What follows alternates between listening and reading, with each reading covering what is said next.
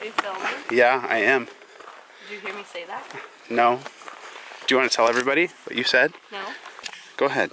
No. You have to make pee-pee and you don't know how. There's no privacy. There's no privacy around here. Where are we? We are on the Matt Davis Trail, headed to Stinson from Pantel. And I'm very sick. So it's about as miserable as you're going to get. Yeah. That's what we're thinking. It was like 35 degrees last night. The wind was howling. Oh, really? It was 35. I was telling her it was 50, but it was really cold. Really? You think it was that cold? I think it was. Oh, God. It was freezing. Yeah, so we had a little bit of a, it was a little bit of a mess. Setting up the tent for the first time in the wind, and really for only the second time ever. And yeah, that took a long time.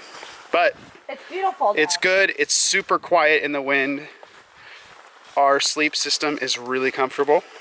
We slept like babies last night, except for Katie's little sickness issue. But yeah.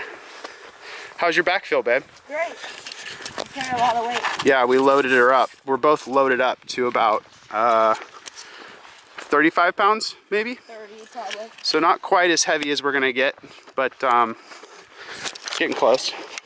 Okay.